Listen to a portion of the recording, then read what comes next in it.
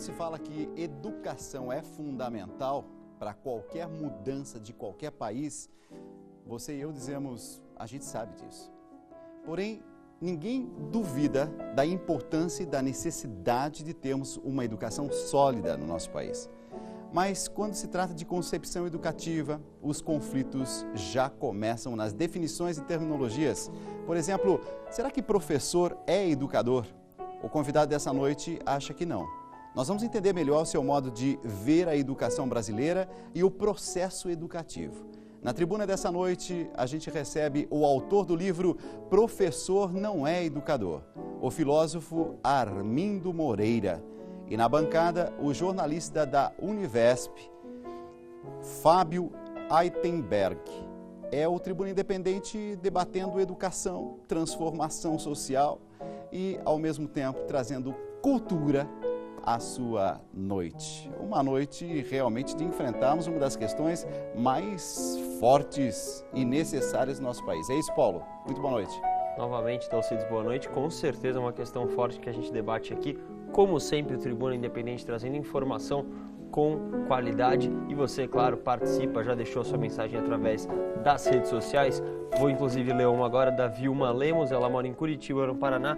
Dalcides, sua fã incondicional, te assiste todas as noites, inclusive assiste os 2 programas. Pede um beijo à Vilma de Curitiba, Dalcides.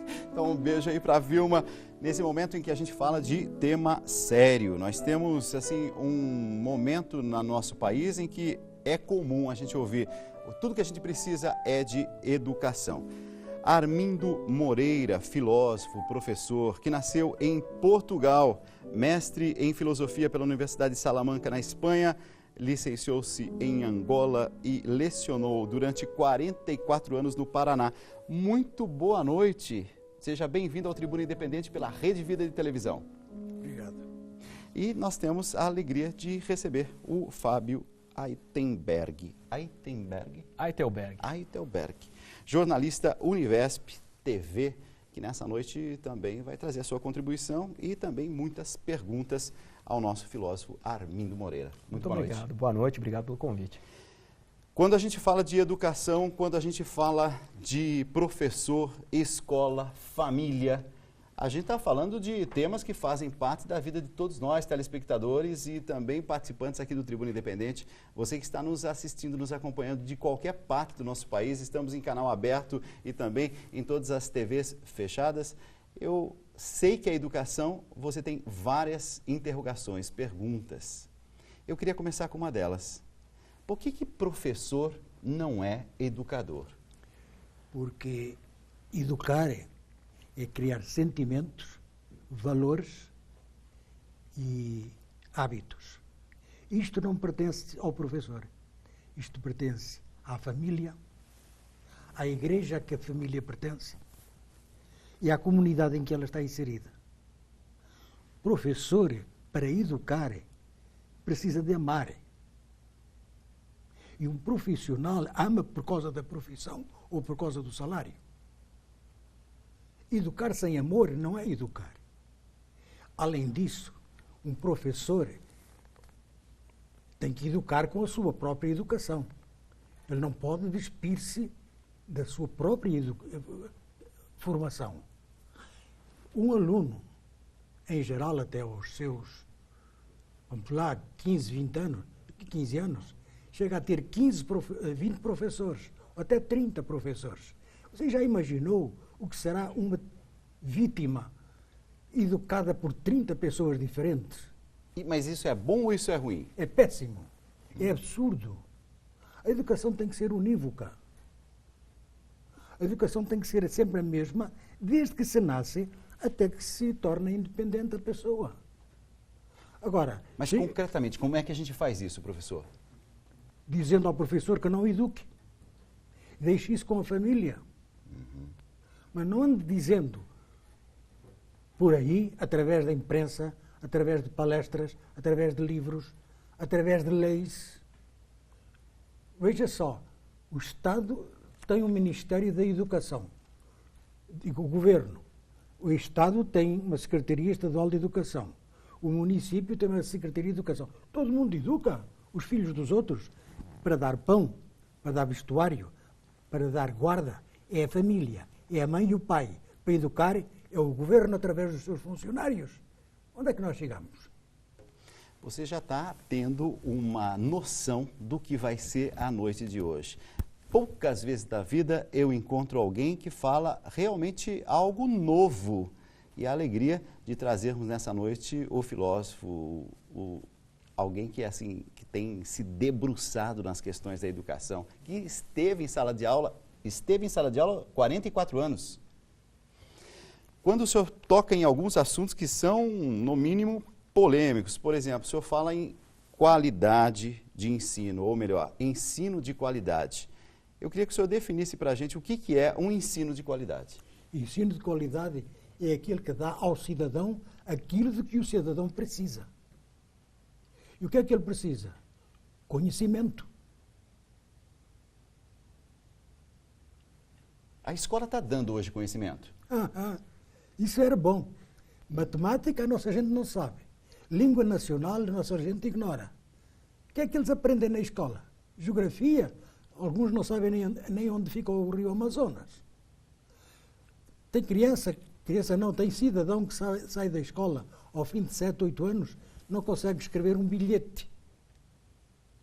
Não consegue ler e interpretar um manualzinho de instruções. O que é que a escola está a fazer? Não são poucos os casos, hein? Sim, mas a escola está ensinando? O quê? A ser bonzinho? Está dando educação.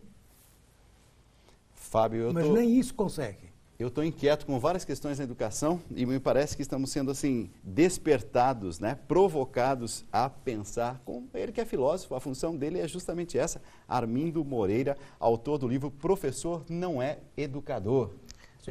Eu acredito, professor, que essas ideias, elas ouvidas pela comunidade escolar, elas podem trazer um pouco de polêmica, no sentido do professor que está dentro da sala de aula, ele desconhece um pouco os limites entre o que é educar, né, e o que é instruir, né, e vice-versa. Onde que começa exatamente a educação e onde que começa a parte que não cabe à escola, na opinião do senhor? Tudo que seja educar, isto é, incutir sentimentos, hábitos e valores, não pertence ao professor. Isso não é uma coisa subjetiva? Não. Se o senhor ensina a cumprir os 10 mandamentos, isso não é subjetivo. Isto é objetivo. Se o senhor ensina a cumprir a lei nacional, a lei do Brasil, não é subjetivo, é objetivo. As leis têm como é que eu diria? São objetivas. São dirigidas a determinados comportamentos e atos. Então, conhecer a lei, conhecer as normas da moral, é informação, é conhecimento. Agora, decidir segui-las ou não é assunto pessoal. Ou é um hábito adquirido, ou é uma resolução, um ato voluntário. O senhor defende que o professor, então, na verdade, ele apenas transmite um conhecimento, um conteúdo? Apenas? Se ele fizesse isso, nós estaríamos avançados 50 anos. Onde foi? Mas no passado era melhor a educação? Não. Não era melhor? Não melhor, não. Não era melhor. Não se progrediu. Não é que a educação... É difícil dizer o que é melhor e o que é pior em educação. O educador no passado era mais eficaz do que hoje. Os pais eram mais eficazes do que os professores. A educação piorou na medida em que o professor tentou substituir a família. Tanto se disse que o professor era educador, que o Estado tinha a obrigação de educar, que os pais abdicaram da sua função. Como o professor não consegue educar, porque não é possível 30 professores educarem um aluno... Crianças e jovens ficam praticamente abandonados. Pronto. Dá para entender como está a sociedade. Mas não tem uma tendência das famílias de quase que empurrarem para a escola a missão de educar os filhos? Mas é cômodo. De dizer não para os filhos. Mas é cômodo. Os professores e o Estado desautorizaram as famílias. Agora, as crianças acreditaram que os pais não educam, quem educa é o professor. Os professores acreditaram que, obedecendo às normas do Estado, estavam educando o povo. As crianças educando o povo a partir das crianças. Criou-se uma confusão terrível. Para o professor é cómodo, porque não precisa de saber geografia. Vai só educar, dar bons conselhos. E geografia que é bom, matemática que é bom, língua nacional que é bom, não ensina. Nem sabe ensinar. E como é que faz? Como é que a gente pode fazer em relação às famílias das periferias das grandes metrópoles, como, por exemplo, aqui na periferia de São Paulo, na periferia de Curitiba, onde o senhor mora? São lugares onde o Estado tem uma penetração muito menor do que aqui nos grandes centros, enfim, a classe média que é mais abastada, que tem mais recursos para dizer, enfim, educar, né?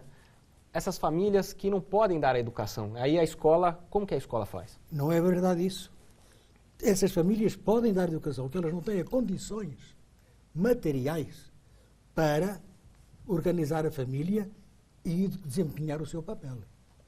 Não existe mãe que manda o filho ser assassino. Não existe pai que diga ao filho de ser ladrão. Não tem. Isso não existe. Mas a família pode ser ausente, né? Ela, às vezes, é obrigada a ser ausente. É difícil você encontrar uma família que esteja bem materialmente e bem colocada socialmente e que seja ausente. Porque isso, a mãe e o pai instintivamente educam. E educam para o bem. O senhor diz no seu livro, Professor Não é Educador, num determinado momento o senhor fala sobre intelectual subdesenvolvido e algumas características do intelectual subdesenvolvido. Eu queria que o senhor dissesse algumas delas para a gente que, assim, ir quase que se localizando. Ou então você, telespectador que está em casa, diz assim, nossa, será que eu sou um intelectual subdesenvolvido no conceito do professor Armindo Moreira? Quem é o intelectual subdesenvolvido? É aquele indivíduo, vamos imaginar, não precisa marcar profissão, é aquele indivíduo que se considera muito instruído, mas que não é. Ele dá opinião em assunto que não entende. Certo? Prega democracia, mas está sempre fazendo conchavo para eleger o amigo dele. Mas prega democracia. Estas são as duas características principais. Assumir cargos para os quais não está preparado. Ele tem consciência que não merece o salário que recebe. Ele tem consciência disso. Mas é descarado. A gente é de uma cultura um pouco superficial, porque num determinado momento eu me lembro que um europeu, fazendo uma análise sobre a educação brasileira, sobre o jeito de ser brasileiro, e fez uma referência. Me parece que vocês brasileiros são, de forma geral, é claro que toda generalização ela não é boa, mas vocês brasileiros são um pouco superficiais. Existe isso na cultura brasileira? A generalização está errada. Temos brasileiros de uma cultura profunda, magnífica, de instrução profunda. Temos grandes intelectuais, pesquisadores. Só que é um país muito grande, muito variado, muito, como é que eu diria, dividido em determinados tipos de cultura. E isto é uma riqueza. E, por circunstâncias mais ou menos políticas, não conseguimos criar o ensino geral para o país inteiro. Praticamente só a partir de 64 é que se começou a criar escola em todo lado, sala de aula. E como não havia professor, porque não há professor não se fabrica por decreto, um professor demora pelo menos 30 anos a preparar. Quando o governo brasileiro quis lançar escolas por todo lado, não tinha professores. Professor não se importa. Não é possível importá-los, principalmente para alfabetizarem. Claro. Então tivemos que usar aquele velho ditado: quem não tem cão, caça com gato. E a gente foi se adaptando. É como uma casa que você vai fazendo um puxadinho aqui, um puxadinho ali. Só que depois ninguém fica contente com o resultado. Isso é muito bom, que ninguém ficasse contente. Porque assim deu ao progresso. Professor, é muito bom o senhor, porque o senhor nos provoca o tempo inteiro. O Rogério de Ilhéus, na Bahia, ele diz assim, e o que é melhor? Que tenhamos diversos professores lecionando e nossas crianças aprendendo com esses professores apenas por um ano, ou quiçá ao longo da vida escolar inteira. É bom que tenha um mesmo professor? É isso? Não, não foi isso que eu disse nunca, e não é essa a intenção do livro. O que eu quero dizer é que o professor não é educador porque são muitos os professores a educar a mesma criança. Isso não é possível. Isso é uma ilusão. Agora, se o mesmo A professor... educação exige constância. E a uniformidade de princípios. Nós temos professores de vários tipos. Temos professor ateu, católico, não católico. Já são 3 tipos de educação. Se acrescentar o incompetente mais o competente, já tem mais 2. Etc, etc. Mas o convívio com isso tudo, não faz parte da vida esse confronto constante? Uma coisa é conhecer, outra coisa é imitar. Que eu saiba que o professor é qualquer coisa, tudo bem. Agora, que ele me eduque, não. Que o meu filho saiba que aquele professor é incompetente, não tem importância. Na vida isso se encontra. Agora, que aquele professor influa no meu filho, não pode. Professor. Questões, perguntas chegando das redes sociais. Vamos lá, Paulo. Sr. Armindo, a pergunta do Gumercindo, de Campos, no Rio de Janeiro, é a seguinte: baseado em suas experiências de vida em Angola, Portugal e aqui no Brasil, como o senhor diferenciaria o ensino dado pelo Estado nestes 3 países falantes da língua portuguesa? Todo o ensino imposto pelo Estado tem 2 aspectos. Uma coisa é o currículo, se ele é bem feito. Outra coisa é a imposição de uma ideologia. Isso é péssimo. Vamos imaginar. Vamos supor que estamos em Cuba. O ensino tem que ser dentro da ideologia do Estado. Isso é bom ou é mau? Eu não respondo. Respondo aos senhores. Eu acho que não é por aí o caminho. Ah, bom. Estamos na Rússia, no tempo do Stalin. A escola e o professor tinham que ensinar conforme a ideologia do Estado. Estavam alinhados com Isso. o Estado. Isso é bom ou é mau? Mal? Então, educação unívoca, o imposta pelo Estado, é péssimo. Fábio. E as perguntas que o telespectador fez é a diferença entre os 3 países, as 3 experiências que o senhor já vivenciou, que é Portugal, Angola e Brasil. O senhor consegue diferenciar essas experiências? E não tem diferenças nenhumas. Só existe a diferença entre currículo e professor. O currículo, ora é bom, ora não é tão bom. O currículo é bom quando se adapta à necessidade do povo naquele momento. Portanto, comparar currículos fora do tempo está errado. O currículo de Angola não pode ser igual ao de Portugal, que as necessidades de Angola em determinada época são diferentes das necessidades contemporâneas em Portugal e no Brasil. Professor. O currículo tem que ser adequado às necessidades do povo. Suponhamos que nós já estivéssemos bem industrializados. Isso supunha que já tínhamos um povo muito instruído. Então o currículo tinha que ser um pouco mais exigente no aspecto científico. Mas se nós estamos ainda na fase da alfabetização, o currículo tem que ser dirigido para uma boa alfabetização. Professor, e a escola, quando recebe esse aluno que não está recebendo educação em casa, como ela deve se portar? O Estatuto da Criança e do Adolescente previu isso tudo. Tem que haver um Conselho Tutelar, certo? Um Conselho Municipal dos Direitos da Criança e do Adolescente, 2. Tem que haver estabelecimentos para internar crianças que necessitem, 3. Está na lei, só que os senhores prefeitos não cumprem a lei. E os conselhos, que lá estão mencionados, também não cumprem a sua função. Quando nós cumprimos a nossa lei, temos esse problema resolvido. Não teremos criança abandonada. Eu, lendo o seu livro... Desculpe só interromper. Quando uma criança, quando uma família não pode educar os seus filhos por falta de recursos materiais, manda a lei que essa família os receba. Eu, lendo o seu livro, entrei em crise várias vezes. Mas é uma crise positiva. Claro. Eu acredito que crise é importante, porque me fez questionar. Por exemplo, até o dia de ontem, quando eu terminei a leitura do seu livro, eu dizia assim: simpatia do professor influencia e muito na aprendizagem em sala de aula. O professor ser mais querido em sala de aula tem uma influência direta na aprendizagem desse aluno.